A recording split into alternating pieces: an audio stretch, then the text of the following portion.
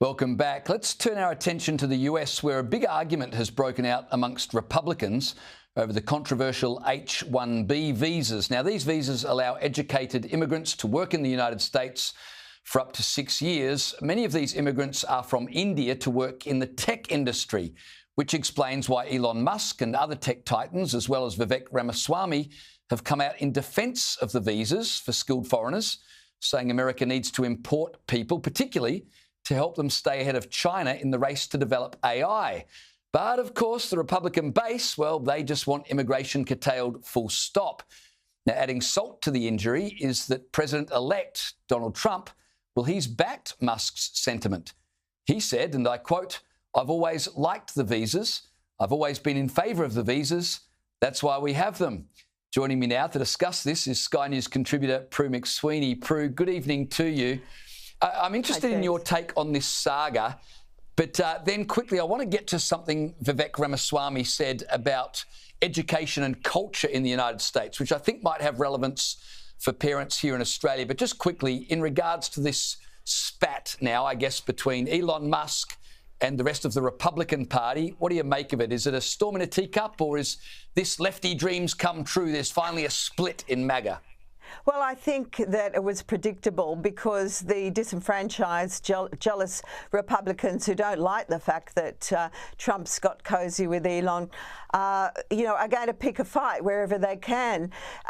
I think once Trump delivers on his promise of making America great again, all will be forgiven. And part of that, of course, is to get the very best in key positions. And if that means that you have to import some talent, it's only like 0.01% of the immigration total, I believe. So it's not much, but if it means you're going to make America great again, then I think that the mainstream Republicans won't have a problem. They just want to have their life and lifestyle improved.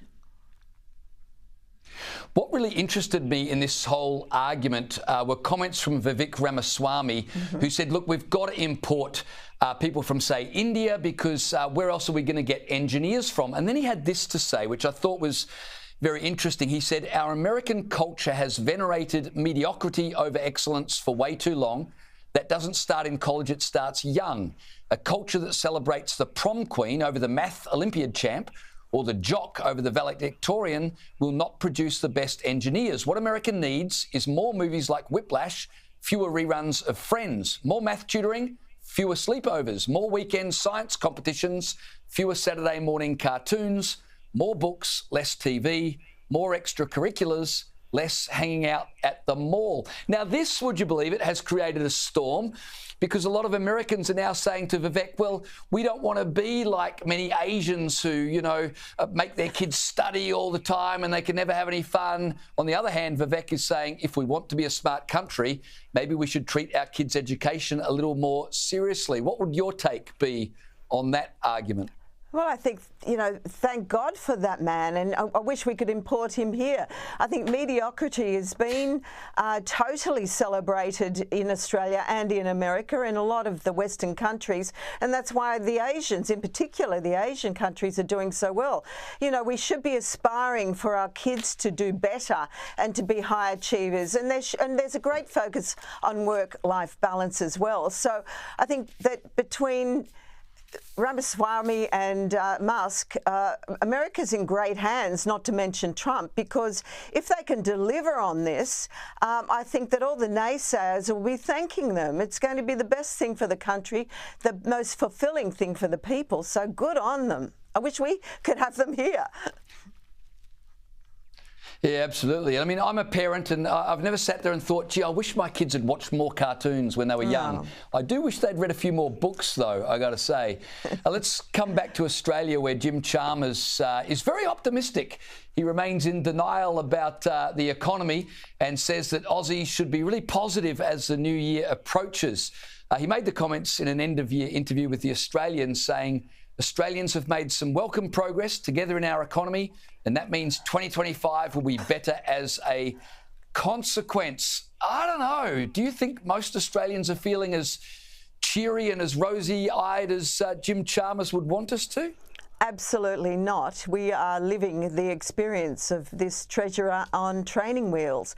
You know, the guy's either duplicitous or deceitful. We don't, well, and in denial, because he has no idea clearly of what the average Australian's going through, the average business is going through. You know, he spins a lot. He talks about, you know, stopping, you know, this cost of living crisis. But what he's done is stop any productivity with their IR laws, stopped manufacturing and the ability to do business because of the high cost of the energy con that they've imposed on us, and stopped ordinary Australians from being able to feed their kids and properly and, you know, pay their rent and build a house or buy a house. So, this whole con by this treasurer and this government, I really believe people have stopped listening. He can say what he likes about 2025. I think he needs to focus on what he's going to do when they're kicked out. I really strongly believe that there's a real will in this this whole population where we're going to get rid of this government, because what they've done to this country is really disgraceful, and it's time for a change. Yeah, I reckon you're right. You know, Jim Chalmers can tell us all to be happy and optimistic. I'll be optimistic and happy when groceries are affordable, when my power bill starts coming down, not simply because the government tell me to be good if I had an optimistic and cheery disposition that would make them feel better about the horrible job they're doing. Prue MacSween, thanks for your time this evening, and have a happy new year.